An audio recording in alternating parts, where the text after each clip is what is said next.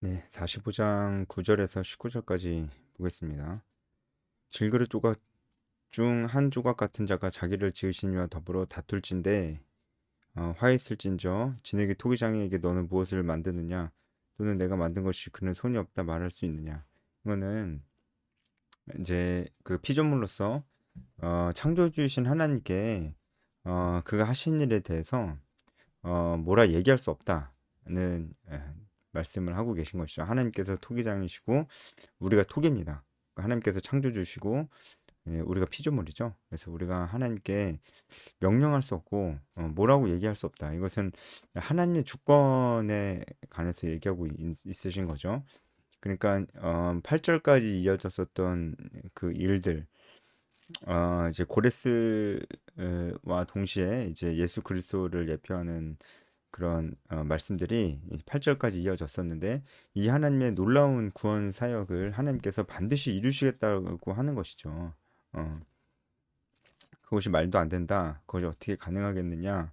그런 얘기, 우리 피조물들은 그런 얘기를 할 수 없다라는 말씀을 하고 계신 겁니다. 하나님의 주권이 그 일을 반드시 이루신다라고 말씀하시는 겁니다. 지금도 하나님께서 우리에게 그 주권 가운데 말씀하고 계시는 게 있잖아요. 예, 반드시 예수님께서 다시 오십니다. 지금도 하나님이 이 온 세상의 주인이 하나님이십니다. 안 믿는 사람도 당연히 다 하나님을 알아야 되고 그들은 하나님께 영광을 돌려야 돼요. 다 예배를 해야 되고 그래야 되는데 그들이 안 하고 있는 거거든요. 음, 우리가 이 얘기를 믿지 않는 사람들에게 직접 할 수는 없지만 우리는 그런 관점으로 이 세상을 바라볼 필요가 있습니다. 인간이 주인이 아니에요. 하나님이 주인이시라는 것을 알고 그렇게 바라봐야 됩니다. 그리고 하나님께서 그 주권 가운데 어, 믿는 자들, 예수 그리스도 이름을 믿는 자들을 구원하시기를 기뻐하셨다라는 것도 생각해야 돼요. 그런데 우리는 어떻게 생각하죠? 아, 저 사람이 뭘 믿겠냐? 저 사람이 어떻게 변하겠냐? 우리 이렇게 생각을 그 일이 가능하겠냐? 그렇게 생각을 하죠. 만약에 우리가 그렇게 생각한다면 우리는 토기로서 토기장이에게 그게 어떻게 가능하냐라고 얘기하는 그런 어리석은 생각을 하고 있는 것입니다.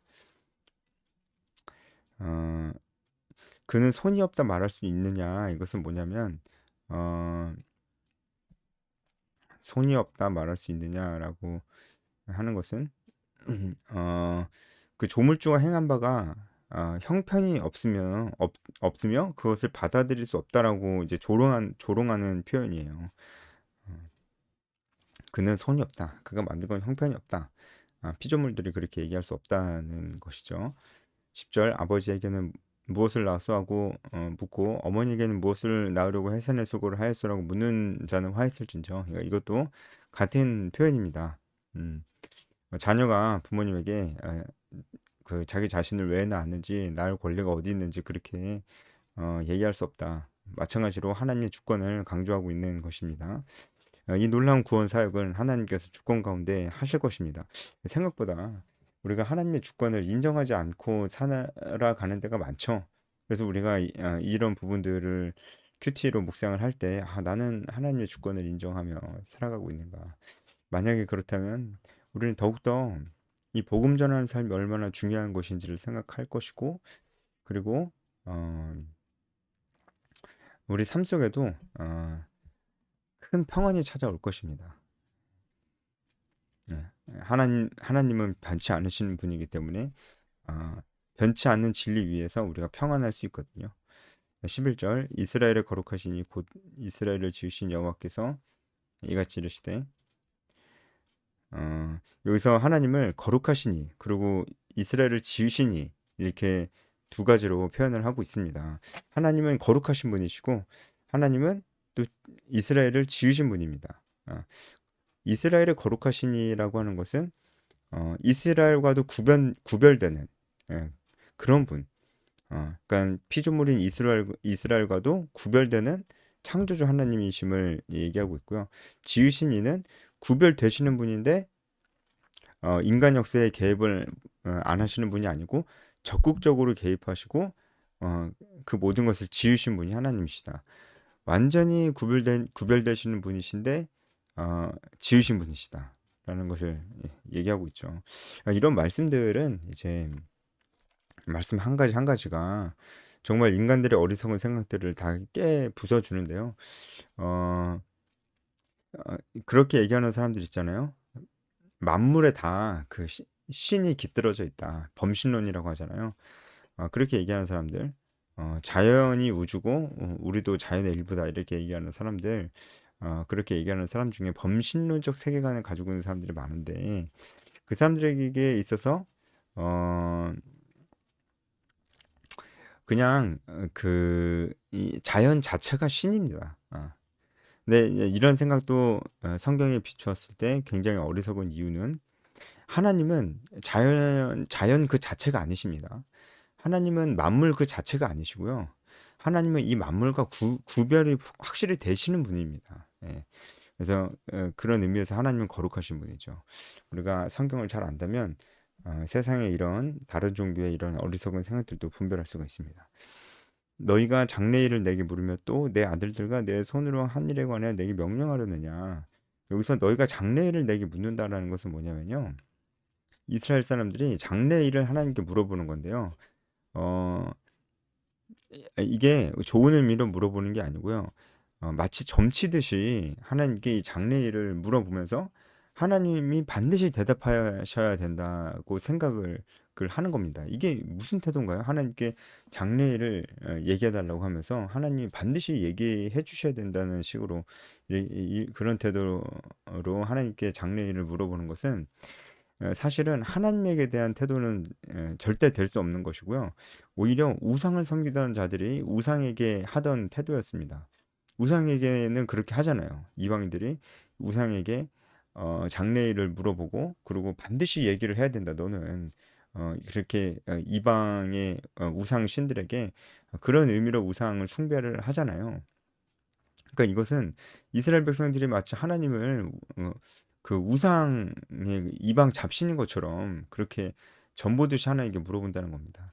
그러니까 이런 모습들이 우리 그 교회, 특히 한국 교회 안에 이런 모습들이 있을 수 있어요. 이것을 이제 샤머니즘 혼합주의라고 하는데요. 샤머니즘이 이런 거잖아요. 무당이 귀신에게 장래일을 물어보고 알려주고 귀신은 반드시 얘기해줘야 되고 무당이 반드시 미래일을 얘기해줘야지 그래야지 이제 어? 점도 보러 가고 돈도 주고 이제 이러는 거 아니에요. 아니 무당이 뭐 장래일을 나도 잘 모른다 뭐 이렇게 얘기하면 누가 돈 주고 점을 보겠어요? 그러니까 이런 모습들이 샤머니즘인데 이 샤머니즘의 이런 모습들이 기독교 안에도 들어와 있다고요. 그래서 어, 뭐 장래일을 하나님께 물어보는 사람은 그렇게 많지는 않지만 어, 뭐 이런 거는 있죠. 뭐 어, 이제 뭔가를 이제 A라는 회사 갈까요? B라는 회사 갈까요? 이런 진로를 위해서도 하나님께 막 기도를 하면서 하나님이 마치 반드시 가르쳐 주셔야 되는 것처럼 그렇게 생각하면서 기도하는 사람 없죠? 예, 그렇게 기도하면은 안 됩니다. 하나님이 반드시 가르쳐 주셔야 될 의무는 없잖아요.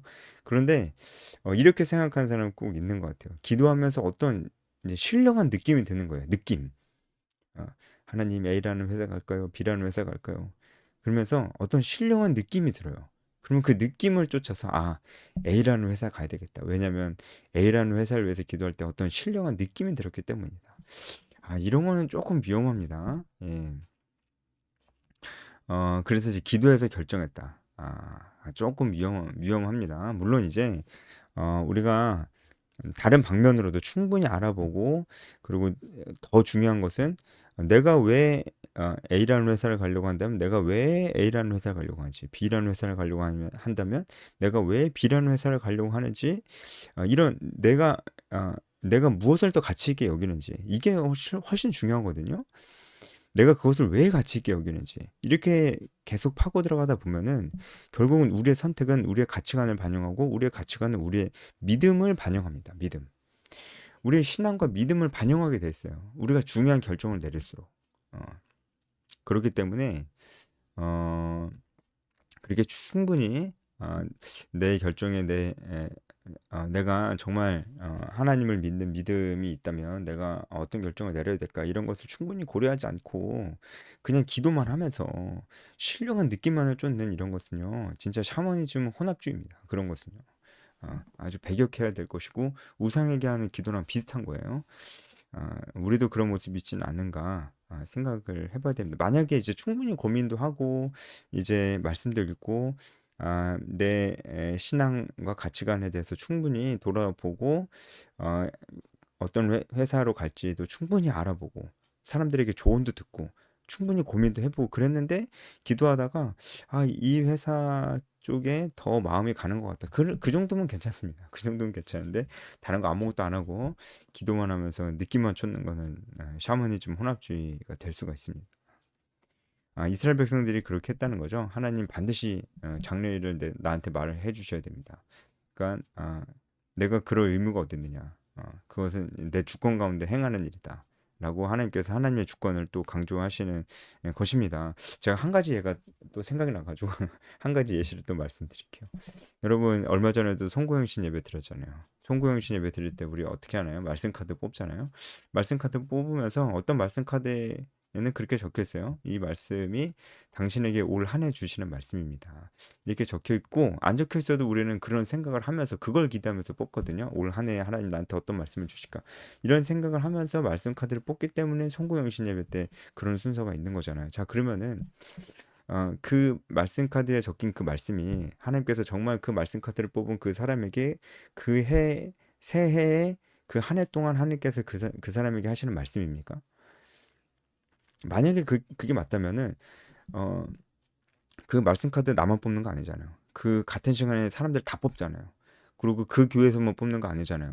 전국에 얼마나 많은 교회에서 말씀 카드를 뽑겠어요. 그러면은 딱 그 시간에 말씀 카드를 뽑는 모든 사람들에게 하나님은 그 한 해 동안의 말씀을 반드시 하셔야만 합니다. 안 하시면 안 돼요. 내가 말씀 카드를 뽑는데 하나님 나한테 말씀을 어? 안 해주신다니 말도 안 되죠. 하나님 나한테 반드시 말씀해 주셔야 돼요. 여러분 그것도 다른 시간에 하면 안 돼요. 내가 말씀 카드를 뽑는 그 시간에 해주셔야 돼요. 여러분 이 모습이 이 11절의 이스라엘 모습과 다른 게 뭐죠? 그렇죠? 하나님 나한테 오늘 새해에 나한테 하실 말씀을 반드시 이 시간에 해주셔야 돼요. 이 말씀 카드를 통해서 해주셔야 돼요. 그거는 그건 뭡니까 그게? 하나님 꼭 그렇게 해주셔야 돼요? 어, 예, 그건 우리 생각이죠. 하나님 생각이 아닙니다. 그죠? 그러면 우리도 이스라엘 백성들과 똑같이 하나님의 주권을 인정하지 않는 거고요. 아니, 하나님이 말씀하시고 싶을 때, 말씀하시고 싶은 방법으로, 말씀하시고 싶은 사람에게 하시는 거지. 우리가 그걸 다 정해주고, 예? 지금 밥상 다 차려놨으니까, 숟가락만 얹으세요. 자, 이제 얘기해 보세요. 이러면 안 되죠. 자, 이러면 안 됩니다. 자, 12절, 내가 땅을 만들고, 그 위에 사람을 창조했으며 내가 손으로 하늘을 펴고 하늘의 모든 군대에게 명령하였노라. 이런 것들도 이제 하나님께서 천지를 창조하신 모습을 말씀을 해주시면서 하나님께서 창조주이시고 결국은 하나님께서 그런 주권을 가지고 계시다. 오늘 주제는 주권인 것 같아요. 이제 하나님께서 주권을 가지고 계신 창조주 하나님이다. 라는 것을 쭉 얘기하고 계시는 것이죠. 13절에 내가 공의로 그를 일으킨지라. 이 그는 누굴까요? 일단은 고레스입니다. 고레스에 대해서 이제 45장 1절부터 계속 얘기하고 있었죠. 고레스에 대한 예언이고요. 그리고 제가 저번 시간에도 얘기했지만 이것은 예수 그리스도에 대한 예언이기도 합니다. 그에게를 굳게 하겠고 나의 성읍을 건축할 것이고 사로잡힌 내 백성을 값이나 갚음이 없이 놓으리라. 그렇죠. 이런 얘기를 하고 있습니다. 그다음에 이제 14절 여호와께서 이같이 말씀하시되 애굽의 소득과 구스가 무역한 것과 스바의 장대한 남자들이 내게로 와서 내게 속할 것이요. 여기서 이제 애굽과 그 주변 나라들이 쭉 나오는데요. 어, 음, 그들이 너를 따를 것이라 사스레미아 건너와서 내게 굴복하고 간구하기를 하나님이 과연 내게 계시고 그 외에는 다른 하나님이 없다 하리라. 예, 이것은 이제 이스라엘 백성들이 포로에서 귀환했을 때를 예언하고 있는 것인데 그들이 포로에서 귀환하고 예루살렘 성전을 재건을 하면은 이 애굽과 애굽 주변에 있는 나라 사람들이 이렇게 와서 하나님 외에는 다른 신이 없다 이렇게 얘기를 할 거라는 거예요. 근데 역사적으로 실제로 예루살렘 성전 재건 이후에 애굽이 이런 모습을 보이진 않았습니다.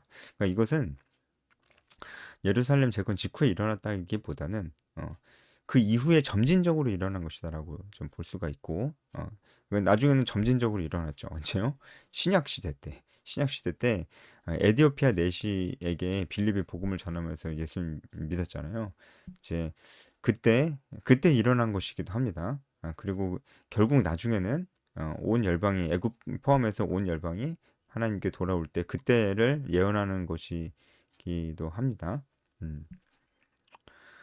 15절 구원자 이스라엘의 하나님이며 진실로 주는 스스로 숨어 계시는 하나님이다. 어, 그 이제 하나님께 돌아온 이 이방인들이 특히 이제 애굽과 그 주변 나라 사람들이 하는 얘기인데요. 스스로 숨어 계시는 하나님입니다. 이렇게 얘기하는 이유는 그들이 하나님의 이 계시의 말씀을 직접적으로 듣지는 못했기 때문입니다. 그래서 숨어 계시는 하나님이다. 이렇게 얘기를 하는 것입니다. 음. 우상을 만드는 자는 부끄러움을 당하며 욕을 받아 다 함께 수욕중에 들어갈 것이로되 어, 이스라엘은 여호와께 구원을 받아 영원한 구원을 얻으리니 너희가 영원히 부끄러움을 당하거나 욕을 받지 아니하리로다. 이 말씀을 봐도 알 수 있듯이 이 예언은 단순히 고레스와 고레스가 내렸던 예루살렘 귀환 명령에 대한 그런 예언, 예루살렘 회복에 대한 예언에만 국한되는 것이 아니고 예수 그리스도의 사역에 관한 예언이다라는 것을 우리가 알 수 있습니다. 18절 대저 여호와께서 이같이 말씀하시되 하늘을 창조하시니 그는 하나님이시니 그가 아, 땅을 지으시고 음, 잠시만요. 음, 음, 제가 중요한 거 하나를 좀 빼먹은 것 같은데 음, 음, 중요한 걸 하나 빼먹은 것 같은데 그냥 넘어가겠습니다. 18절 어, 또 창조주 하나님의 모습이 여기 쭉 나오죠. 음, 하나님께서는 이제 혼돈하게 창조하지 않으시고 사람이 거주하기 그것을 지으셨다.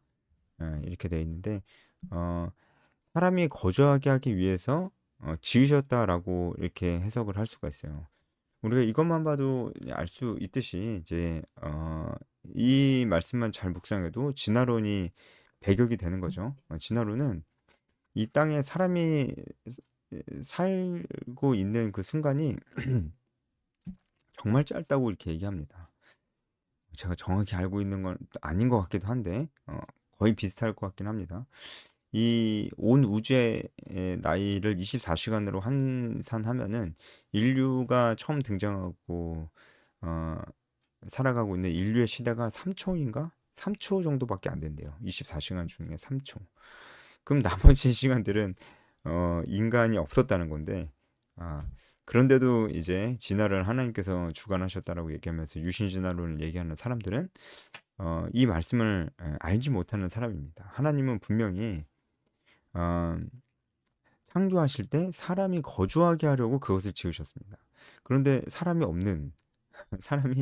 없는 시간들이 거의 대부분이었다. 그러면 하나님이 그 만물을 만드실 이유가 없는 것인데 사람이 없는 상태로 그렇게 수십억 년의 시간들을 그냥 두셨을까? 말도 안 되는 거죠. 그렇죠? 그리고 인간이 거주하기 시작한 그 시간이 어, 24시간에 3초 정도로 아주 짧다. 아, 그렇게 얘기하면은 이 모든 만물이 인간 때문에 지어졌다고 얘기할 수 없는 거죠. 그렇게 보면은 성경이 틀린 거죠. 예. 그래서 진화론은 성경과는 절대로 양립할 수가 없는 생각이다라는 걸 다시 한번 좀 얘기를 합니다. 나는 감추어진 곳과 캄캄한 땅에서 말하지 아니하였으며 야곱 자손에게 너희가 나를 어, 혼돈 중에서 찾으라고 이르지 아니하였노라. 이 말씀은 하나님께서 이스라엘 백성들에게 분명하게 말씀하셨다는 거예요. 애매모호하게 어디 그 비밀스럽게 말씀하신 게 아니라는 거예요. 하나님은 비밀스럽게 말씀하시지 않으셨다는 것이 이 말씀의 핵심입니다. 분명하게 알 수 있게끔 하나님께서 말씀하셨다라는 것을 여기서 얘기해 주고 있어요. 그래서 사실 이제 이때도 이사야 선지자가 살았을 때 이때도 하나님께서 이스라엘 백성들에게 아주 분명하게 말씀을 하셨지만 이게 이제 이방 사람들에게 나타났던 건 다르죠. 아까 그 애굽 사람들이 너희 하나님은 스스로 숨어 계신 하나님이다라고 그랬잖아요. 그들은 이제 하나님의 계시를 받지 못했으니까. 근데 이스라엘 백성들은 그렇지 아니하였고 하나님께서 이스라엘 백성들에게 어, 분명하게 나타나서 말씀하셨다라고 이렇게 얘기를 하시잖아요. 그게 맞고. 근데 지금 우리는 이스라엘 백성들보다 더 분명하게 하나님의 계시의 말씀을 듣고 알고 있습니다. 어. 왜요?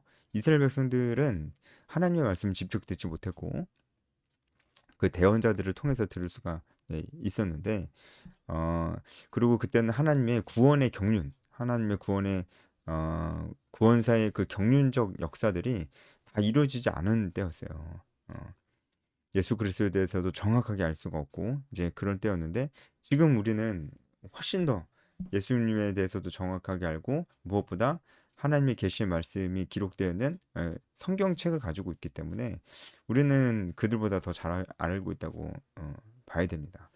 우리는 하나님의 이 말씀을 분명히 알 수 있는 시대에 살고 있는데도 잘 보지 않습니다. 그래서 모릅니다. 하나님께서 그 부분에 대해서는 우리에게 분명히 물으실 겁니다. 우리가 이 말씀이 얼마나 중요한지를 다시 생각해 봅니다. 여기까지 하겠습니다.